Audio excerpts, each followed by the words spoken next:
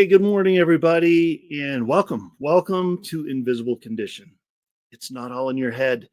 I'm your host, Jeff Pearson, and around here, we want everybody with an invisible condition, no matter what that condition is, to know beyond the shadow of a doubt, you do have a voice, you have a community, and you are never alone.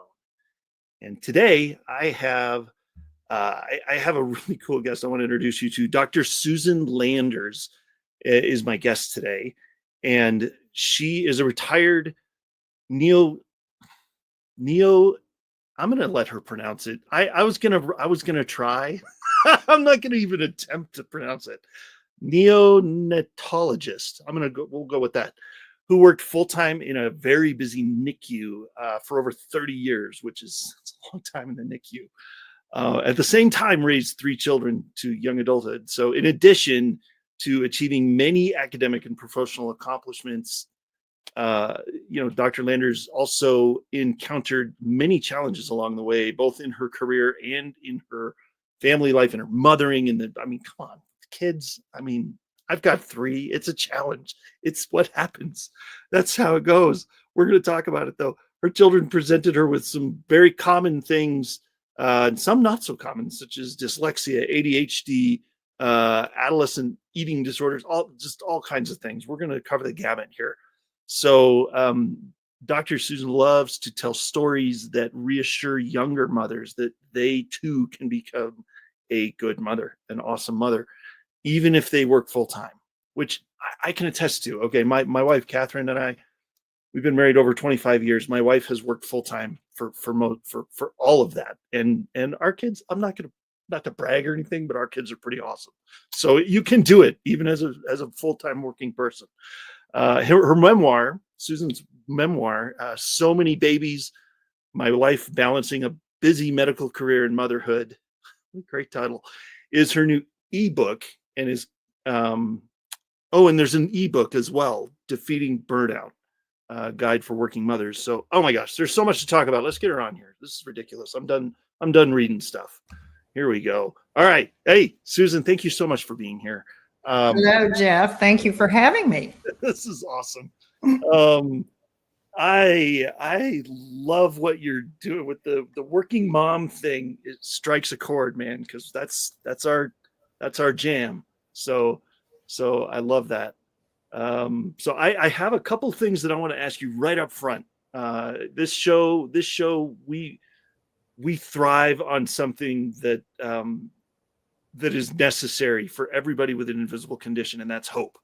And so we want to. I just want to ask you first and foremost, in the difficult times when everything hits the fan and you're having a rough time, how do you find hope?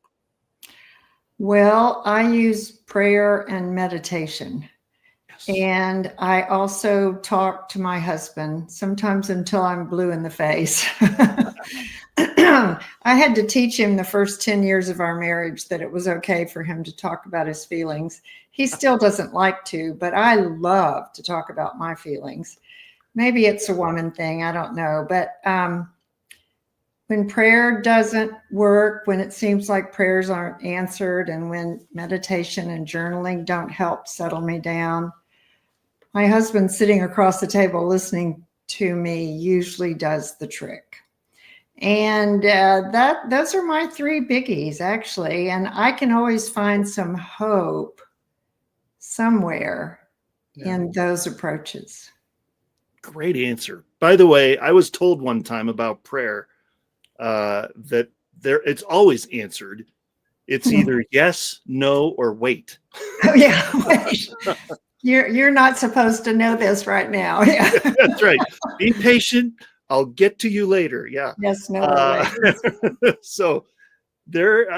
And one other thing that I want to ask you about. We talked about this before the show about testimonials. I always love hearing testimonials, and I kind of like to kick off the segment with something like that. You mentioned that you mentored a younger doctor, a younger MD a while back, right? I just wanted you to talk about that before we get started.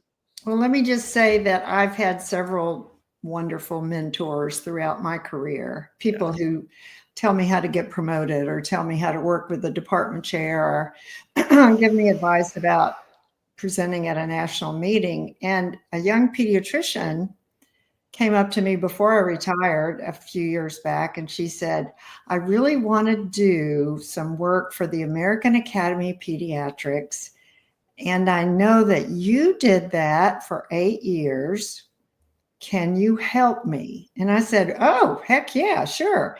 Now, it's not easy because they don't pay you to do work for them. This is contributions that we do for help writing policy and communications and writing guidelines for pediatricians around the country. Anyway, I had rotated off an executive committee in the American Academy of Pediatrics, and I encouraged her to put her name up. And I wrote some letters. I didn't pull any strings. I wrote some letters and talked to some people, and she got elected to an executive committee that writes policy for newborn care and breastfeeding.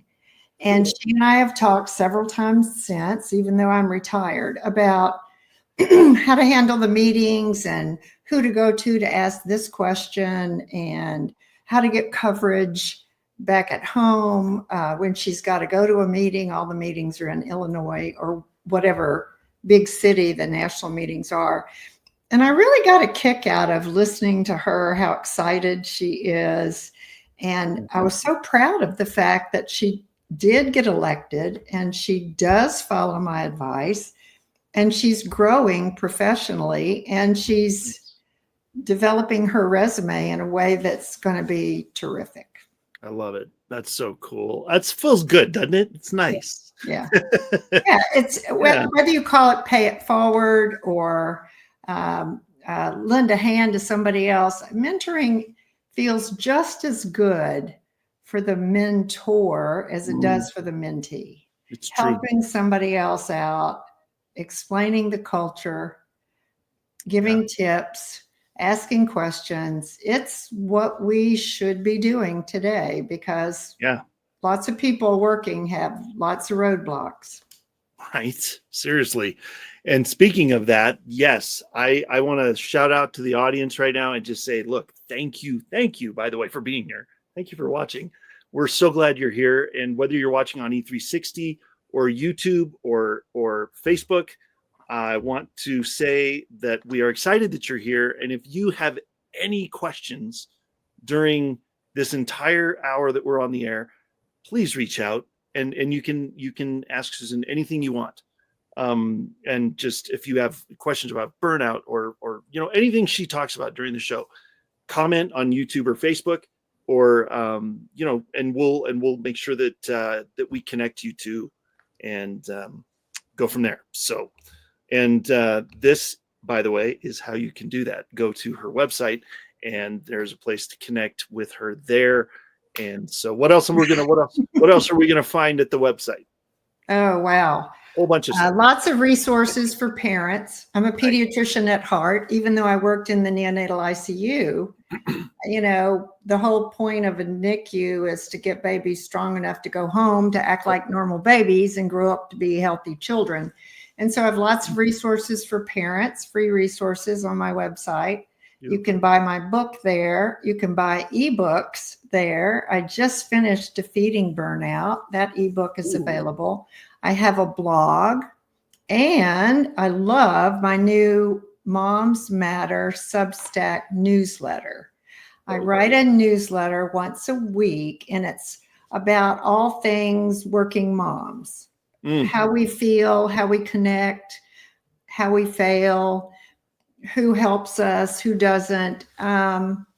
And I tell some stories from my neonatology experience about moms that inspired me.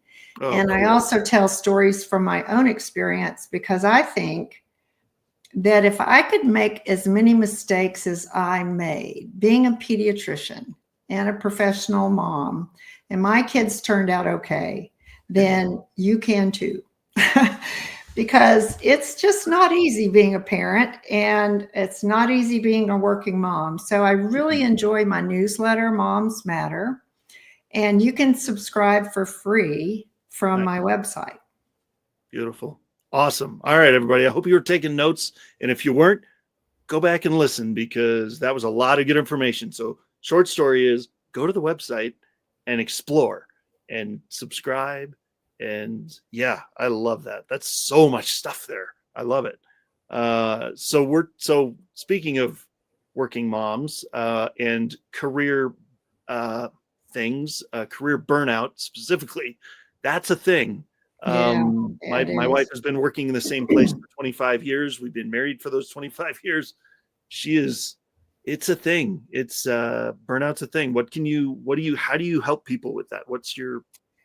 Well, I have actually, I'm glad you asked, because I have a checklist for working moms. That's a free checklist. You can download a PDF file from my website, and also a self-assessment form. Most working mothers figure out they have burnout the way I did. They're physically exhausted. They become emotionally overwhelmed. They get kind of a negative attitude. They're getting sarcastic. They're getting in a bad mood. They may not eat or sleep properly. And then, depending on what triggers them and how alone they are, they ultimately feel like they're not doing a good job as a mother, as a working mother. It's either the job, or it's the difficult child, or it's the relationship that's in trouble, or it's the bad manager, or you're taking care of your older parents and it's a financial strain and an emotional strain, and your kid needs medicine because they just got diagnosed with ADD, and there's always something. And so working mothers who are really stretched thin tend to get overwhelmed when one more thing tips them over the balance. One more thing. And it can be a little thing. It's usually a big thing, but it can be a little thing. And then they go, oh my God, what am I going to do? I am fried. Well, the self-assessment helps you, because the only way to get through burnout, recover from burnout, is to step back, take a breath, maybe take a few days, a week, a weekend, a week. I took a week off, and I asked my practice if I could take more time off, and they said no. Anyway, and I talked to a coach about my issues. Now, you can talk to a good friend, your best friend. You can talk to your husband, unless they're the problem. You can talk to anybody that you trust and say, I'm really at the edge of my limit. What do you think? And they will either confirm or deny that you're burned out, because all your friends and your loved ones know it when you're fried. They know, they live with us. And they will say, yeah, you're there. And so by assessing yourself, by stepping back, by looking at your priorities and your issues, by putting a little distance between yourself and what's overwhelmed you, you can get a handle on what tipped you over the edge. Then you can figure out, do I need a change in my schedule? Do I need to change jobs? Do I need a caregiver one day a week because I really cannot stand to be with this child one more day a week? Do we need marital counseling? I mean, there are lots of solutions to whatever the trigger was. And then there's the process of, how did I neglect me? In all of this process, I forgot to take care of me. I forgot to get outside and walk. I forgot to go have coffee with my best friend. I forgot to go on a date night with my husband. I forgot to talk to the manager at work or my friend at work, because we both think the manager is a jerk, or my mentor at work, who may suggest whether or not I could get a different workplace, or do I need to pivot to a whole new job? So the resources that are available to you depend on what made you burn out. And for working mothers, it's myriad causes.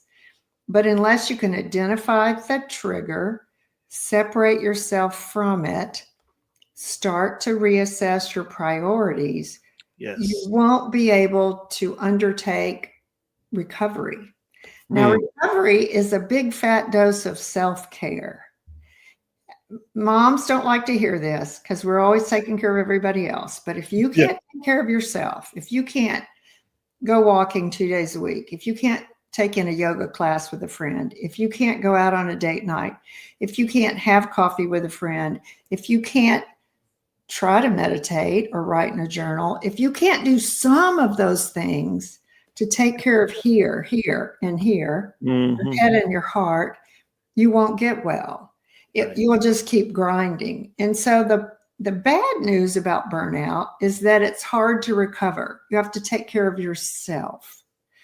You have to recognize the cause, step back, and decide what to do to take care of you. Sometimes it takes a therapist to help you go through your priorities. Sometimes it takes a coach. Sometimes a best friend or a spouse does the trick. I was burned out in my early 40s. I was working full time, taking too much call. I had 3 kids, all in elementary school. My husband was working full time. He loved his job. I hated my job. And I talked to a mentor. I talked to the manager. I tried to make changes. The manager was really a jerk and we didn't really get along. And so I pivoted. I took a new job. I left the NICU for 2 years. I went to work as a medical director for an HMO. And I thought, and it was a piece of cake, really. It was like 9 to 5, talking to docs, looking at numbers, looking at You don't have to deal with patients. You don't have to deal. No more mothers wringing their hands, no more sick babies. It was just a whole nother world. Yeah. Now, I'm sure people who do that for a living think it's very intense, but it's nothing like the NICU, I can promise you. And I had a 2-year rest period to do that job while I assessed what sent me over the edge. Was it the kids? Was it my husband? Was it the NICU? Was it my manager in the NICU? Was it my call schedule? And I decided it was my call schedule and my NICU manager. And my husband was on board and we went through this together and he was very helpful. And we decided to move to another city where we both could have the jobs we wanted. And it worked. It worked. Now, so that's a 2 to 3 year process. I had to get away. I had to escape for a couple of years. I had to do the work psychologically with a therapist and my husband to figure out what do we really want for our family, for our marriage, for our work. And then we made a decision that worked for the whole family. And I'm here to say working mother burnout is very common right now. But you can get through it. It's not easy, but you can get through it. You can do what you need to do with the help of people you love, your support system, or with a coach, or with a therapist, or sometimes even with your best friend. You can do what you need to do to start to recover. I love it. Yeah, that's perfect. It's true.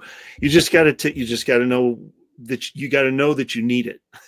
Right? Well, most of us feel like we can feel that we need it. We feel exhausted. We feel overwhelmed. We're all wound up. We're not sleeping or eating well. We're maybe yelling at our kids or sad all the time. I think there's some level of knowing we need it. Of course. It's identifying the thing that tipped us into burnout, that ignited that flame of disaster. That's the point you've got to go back and identify, because if you don't fix that, you can't recover. Well, and we're going to talk about that on the other side of the break. We're going to go to a break here in just a minute, and we're going to talk about that on the other side, because there are signs, there are those hidden signs, right, of the burnout. And just like when you're going through it, you don't see those signs. everybody else around you does. And so we're gonna talk about that on the other side of the break. And so I thank you for being here, Susan. We're gonna go to a break real quick, and then we will talk about that. So in just a minute, though, I would like to talk to you about. We were talking about marriage and counseling earlier, and it was a perfect segue to something that I want to make sure that I talk about, because they're one of our amazing sponsors is Dunamis Marriages, and this fits so well with what Susan was talking about. Now, I've been married 25 years, and I feel like we're still just getting started. When we went to see Dr. Pauline Dillard, who runs Dunamis Marriages, in 2008, and she was phenomenal. She was very compassionate, very understanding, incredibly intuitive. And the thing with marriage counseling is, a lot of times what I hear is, I don't like going back and rehashing everything all the time. You go back every week and it's, oh, your 50 minutes is up, and then we come back and we have to go over it all over again. That's not how they roll at Dunamis Marriages. It is an intensive model. You meet for about 5 or 6 weeks, or if you're coming in from out of town, or they have an option where you can actually go destination counseling in Mexico. It's really cool. And you go and you learn what you need to learn in an intensive model. And then you have tools. And then when something comes up, I didn't say if, I said when something comes up, you reach for those tools and you know how to use them. I tell you, it has flipped our marriage on its head in the best possible way. And the cool thing is, we're using it with our children, and they are benefiting from it, and they don't even know it. And so I cannot say enough good things about Dunamis Marriages. Please scan the QR code and check them out, and go visit with Dr. Pauline and see what they're all about. So, all right, now we're going to go to a break, and I will see you on the other side. We'll see you in just a couple of minutes.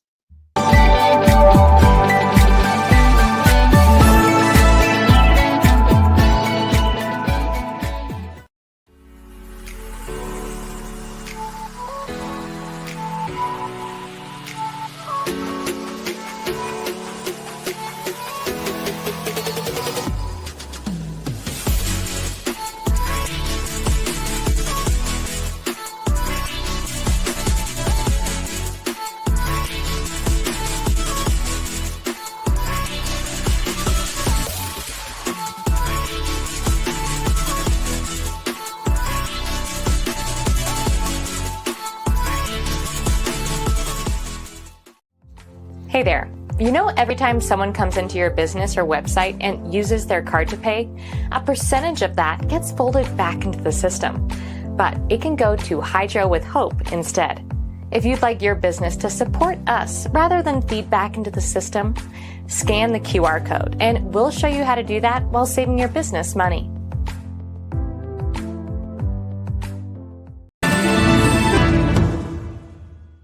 Hi everyone, I'm Andy. And I'm Minna. We're the hosts of Chronically Healthy Life. Join us Fridays at 7 p.m. Central Time on Vitality TV to see how we flip the idea of chronic on its head and create chronic health in our bodies, minds, finances, and relationships right here on E360 TV.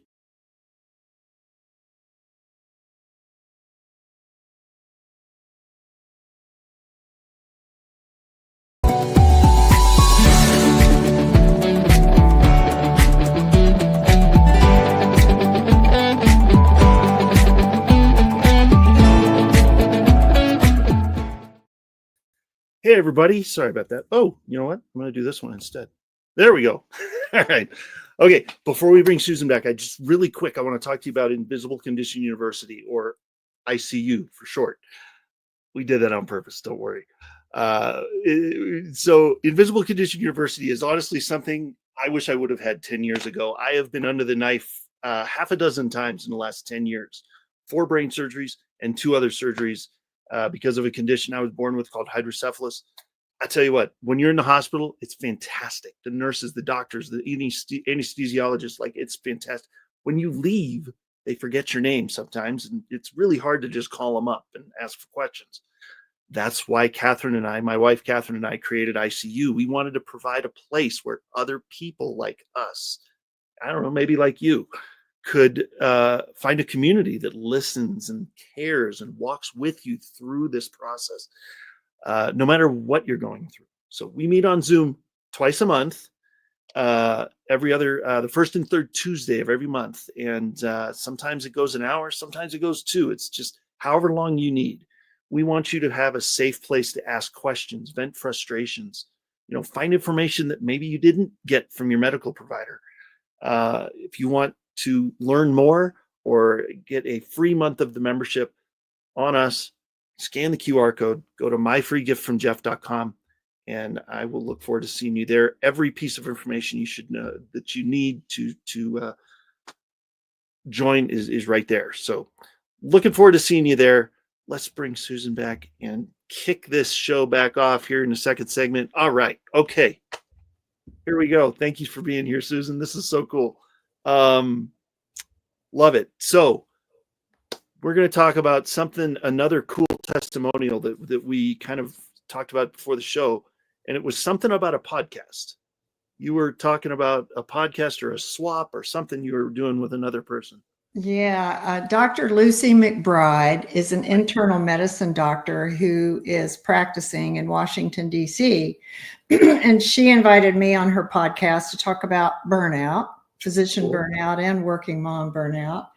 And she has a Substack newsletter called Are You Okay?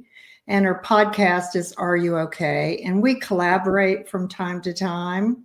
So if you're on Substack, please search Dr. Lucy McBride and Are You Okay? Her newsletter is fantastic. She's one of the best primary care docs. I like my own internist, but she's really good. And she gives a lot of good information.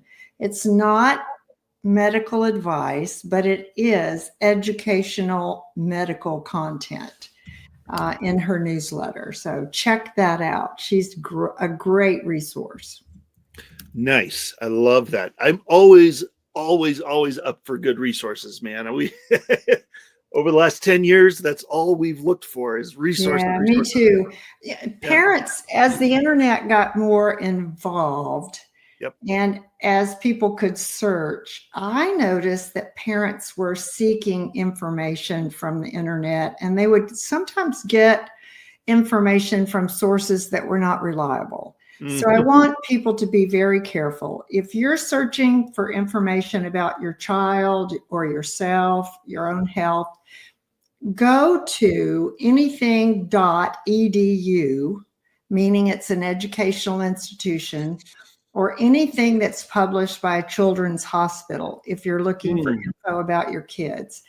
Don't just go to any old website and believe everything that's written there.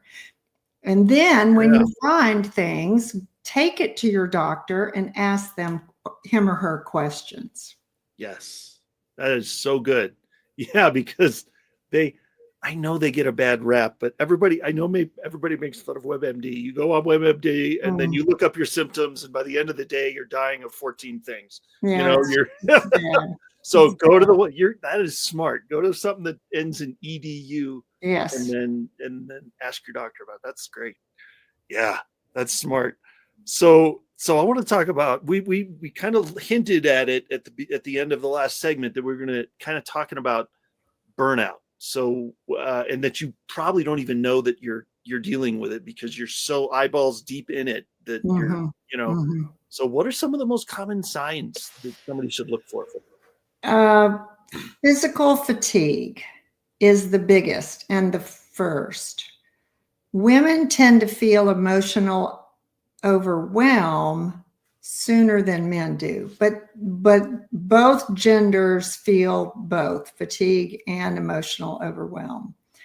In medicine, we think that it occurs as a result of compassion fatigue, where doctors and other healthcare providers just get so tired of being compassionate, they lose their ability to be compassionate. But that doesn't apply to the average working parent. After you're fatigued and overwhelmed emotionally, usually you feel pessimistic, sarcastic, negative, bad mood, irritable, and you might drink, you might smoke some marijuana, you might lash out at your partner, you might lash out at your kids, you might want to go off and sit by yourself. Men tend to do this a whole lot more than women do. And it's okay. I just want women to understand when their husbands do this, go make him talk. Don't let him fix a drink and walk and sit on the porch and mope. Wallow. Or spell or whatever. Yeah. And so then after all those symptoms are seen, and they can be seen by our spouses and our loved ones, then if this person you love or you feels, I'm not making a difference, I don't know what I'm doing anymore. Yeah. I'm going through the motions. I'm no longer any good to anybody. That is the clincher. Yeah. That is when you're so burned out that you're not functioning well. You might be functioning, but you're certainly not functioning well. Yeah. You know, I've been there as a physician. I was 60 years old. I was tired. It was a tough call schedule. I was emotionally overwhelmed with a couple of cases we had where there were some ethical issues between parents and caregivers and babies with bad, difficult conditions. Yeah. And then I noticed I was getting kind of pessimistic and kind of sarcastic and snarky and something's going to go wrong. And the nurses said, what is wrong with you? I said, I don't know. I'm just tired. I'm okay. And then one night, there was a baby I was taking care of and talking to the parents and the nurse, and went back and did a procedure on the baby. And I thought to myself, why am I even bothering? What's the point? I mean, I can't believe I said that. I mean, I knew why I was bothering. I was bothering because I love taking care of babies, and I love attending to their parents, and I love working with nurses. But I was sitting there going, what is the point? What good am I doing? That was it. That's when I realized I was burned out. Yeah. I had an employer, Jeff, who was smart enough to value my contribution. And I said, I need a break. I got to go part-time. I got to go somewhere else. I am fried. And he said, okay, there's this little nursery down the street and you can go work part-time there and run that group of pediatricians and consult with those obstetricians. And I went, oh, that'll be boring, but I'll do it. And I went down there. It was the best thing I had done in years. Yeah. Normal babies, happy grandparents, good, normal mothers, normal pregnancies. We talked about breastfeeding, and we talked about safe sleep, and we talked about pacifiers, and it was fabulous. Yeah. And so work went well, and I worked less hours, and I talked to a therapist and my friends about, like, what happened to me? What was it? And they all said, oh, you just did too much. You just pushed yourself over the edge. You can't work 60 hours a week forever, you know? Yeah. We had kind of lost somebody in the call schedule. And it was just a culmination of things. Yeah. And so they helped me, and I helped me recover. And I really got the biggest kick out of working with normal newborns and normal parents and watching siblings and grandparents come in to visit. And it was just tremendous. And then I went back to the NICU and I was fine. So it just took this, make yourself go somewhere else for a period of time, maybe work a little less, maybe think about your issues, maybe talk through them with somebody you love or trust. And I got well. Now I also exercised and talked to my husband and had lunch with my friends and started journaling, which I hadn't done before. That was a good one. That's a good one. Yep. I tried meditation. I'm still trying meditation. high-strung people don't Yeah, just I'm not. fall into meditation easily. I'm not a huge fan either. I haven't figured it out either yet. Yeah. I love it. I mean, I love trying, but I have to Yeah. use guided meditations, like with Calm or something like that. There you And go. so I worked at, again, like I said in the last segment, I worked Yeah. at me. Mhm. I took care of me. Yeah. And my friend said, you're getting better. You're getting better. And so when I went back to the NICU, I was back to my old self again. So burnout is, boy, it's a tricky, tricky condition. Yeah. And I want your listeners to understand that about half of physicians right now are burned out to some degree. Oh, yeah, at And least. they don't mean to be short, and they don't mean to act too busy, and they don't mean to be quiet. They're just tired. Yeah. And they have all these electronic medical records, and they have all these administrative duties, and they're Yeah. working too many hours, and they don't have enough of their own control over their own schedules. Mm. And so I just want people to understand that if your primary care doctor seems a little aloof, that's your family practitioner, internist, pediatrician, obstetrician, gynecologist. If they seem a little distant or aloof, cut them a little slack, because they're all really working hard right now. And they didn't go into medicine to be aloof or distant or uncaring. They went into medicine to care for you, to care for people. All of us in medicine wanted to heal. We wanted to care. We are compassionate people. So I guess you could say to your doctor, I noticed you're not in a very good mood today. I just wanted you to know it's okay. I still appreciate what you have to offer. I mean, treat them like a human. Try to treat your physician like a human being. Of course. Of course. That's really good advice. And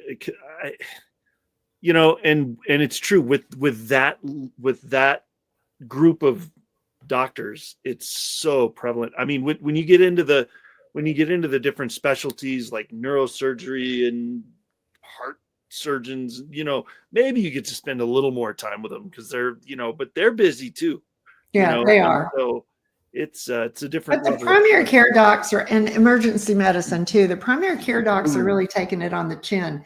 And the pandemic, Jeff, really pushed it into our laps in a way.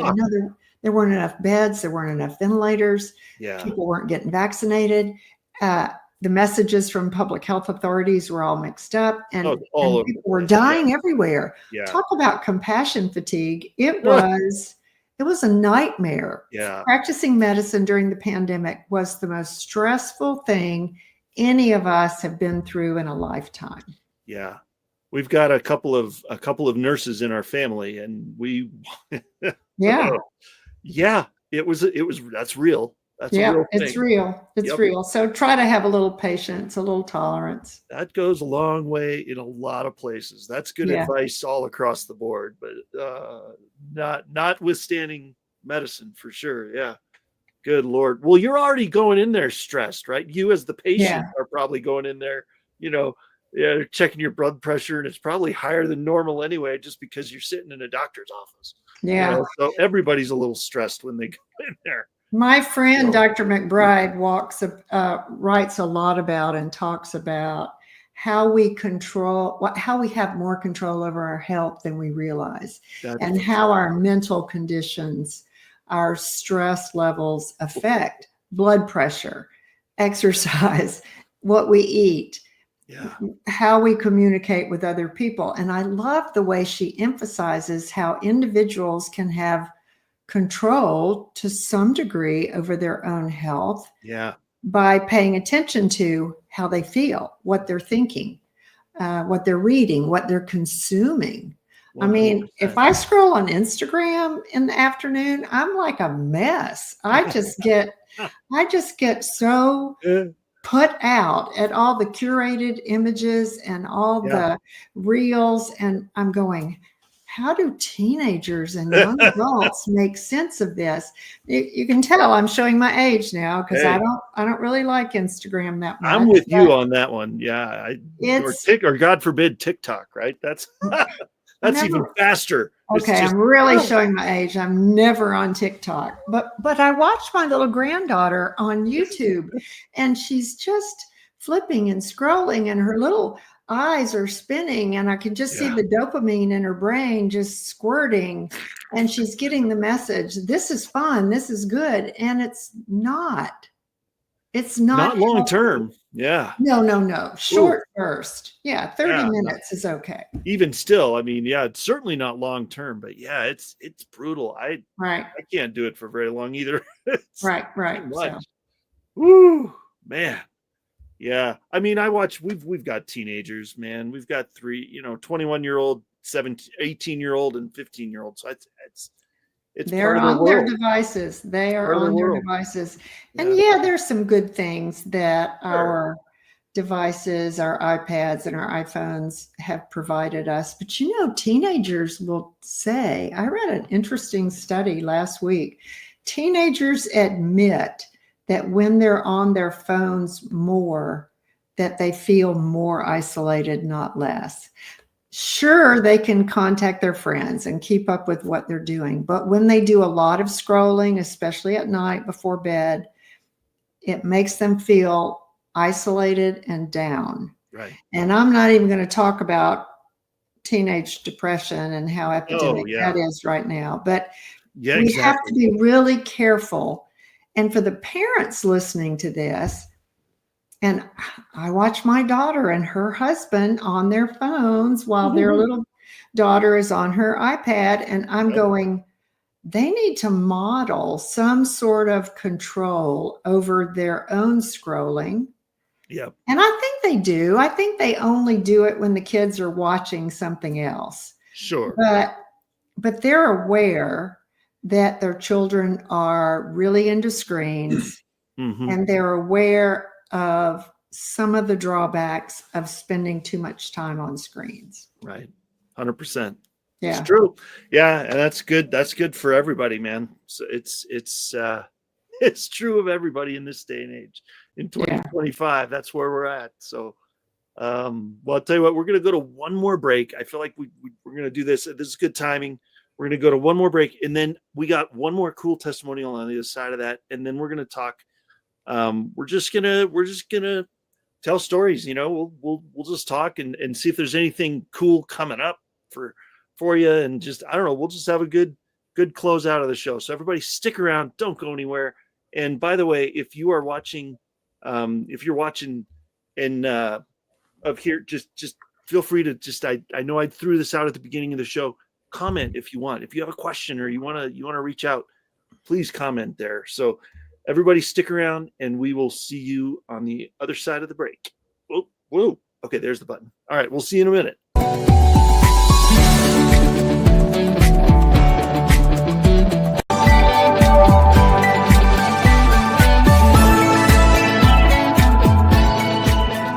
Hey everybody, Craig Tomanini here, founder and CEO of Ask Craig T, and I wanted to do a quick reminder about our podcast every Friday, 9 o'clock Mountain Standard Time. You can find us on YouTube and on all of our social media platforms, so be sure you tune in. Don't miss all the valuable information we're going to give you about how to scale your business using technology. Hi, I'm Jake, co-founder and CEO of One Hope. My friends and I started this company in 2007 out of the back of this truck, on a mission to enrich people's lives through wine. Today, we've grown into a state-of-the-art Napa Valley winery that proudly houses a portfolio of award-winning wines, which have touched lives through over 40,000 nonprofits at home and around the globe. And it's happening every day. Being rooted in local communities and contributing to initiatives that uplift neighborhoods, celebrate cultures, and promote community. It's what got us here. You see, through every bottle sold, your purchase can make a direct impact on the causes you care about. One Hope's Cause of Choice has given back over $10 million and counting. The Club eFit Home Portable Gym System is a groundbreaking new system that can help everyone at any fitness level. You can be the happy, fit person you always wanted to be, and Club eFit can make that happen by helping you get the body you deserve in the time you can spare. With workouts ranging from cardio, core, to total body toning, it's easy to get started. Start taking care of you today. To make the change, go to clubefit.com now. Hey, how you doing? My name is Greg Russell. I'm the host of TechnologyTuesday.com. You can find us on the Conscious Business TV network every Tuesday at 2 p.m. Eastern Standard Time for the latest resources to help you make more money in your business. Join us on E360 TV. Come on.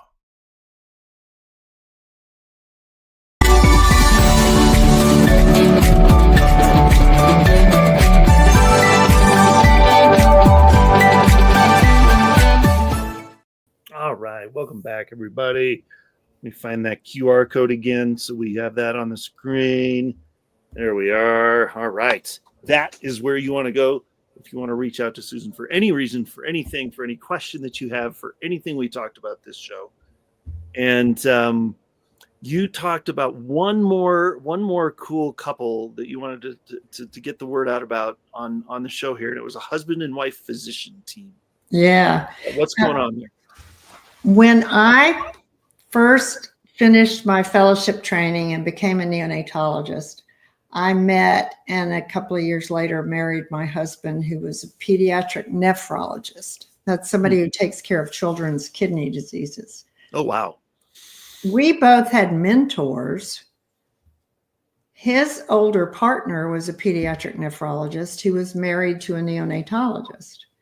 And they shepherded us along, and they had 3 daughters, and they gave us advice about being working parents. And her job was a little more intense than his, just like mine was a little more intense in the ICU than his. And then in 15 years later, we hired me into my group, a woman neonatologist, him in his group, who was married to a pediatric nephrologist. So we had 3 generations of neonatology married to pediatric nephrology, where they had mentored us and we mentored them. And it wasn't just mentoring about our professional lives. It was about being parents and being married and having friends and doing other things. And I just love that story because you can make a big difference based on your past and on your future, according to where you put your effort. You can choose priorities, helping another person in your field, introducing a couple to someone else, providing your own ability to mentor at work. You can make a big difference in somebody else's life by just becoming familiar and sharing. Yes, 100%. Yeah. Yeah, it's simple. It doesn't have to be complicated. Nope, not at all. That's where it gets murky, is when people try to complicate it. Yeah. So, the older neonatologist, she told me, she said, you're going to always think you're not doing enough with your kids, that you're at the hospital too much and you're not home enough. But I'm here to tell you that they're going to grow up just fine, whether you're in the hospital 50 or 60 hours or 30. And I didn't believe her at first. And that's what I tell young working mothers now. I say, you might be working a lot, 45, 50 hours a week. Yeah. And you feel guilty because you're gone from your kids. And you want to be a really great mother. All of us want to be secretly a perfect mom. And we try really hard to be good moms. But I'm here to tell you, if you work full time, you cannot be in 2 places at once. You just can't do it. What? And so what I've discovered, Jeff, along the years is there's a concept called good enough mother. Yes. You can be a good enough mother or father if, when you are not at work, you are spending quality time with your children. If, when you're not at work, you're taking care of yourself because you're important. You know that you like the work you do and you love being a parent, And how could you do either one without the other? And so that's what it takes to recognize to be a good enough mother or a good enough father. You wouldn't want to be, I couldn't be a stay-at-home mom. I wouldn't do very good at that. I like procedures. I like the ICU. I like the, the ventilators and the medicines and the lines and the tubes. And I love my kids, but I like both. I really love doing both. And I hope that working mothers that are listening to this and their spouses recognize that if they're doing a good job and they love their kids, that is being a good enough mother. Love it. Man, there's some people that needed to hear that. Hope so. I'm sure there's people out there going, thank you. Yeah, thank you. I needed that. Yeah.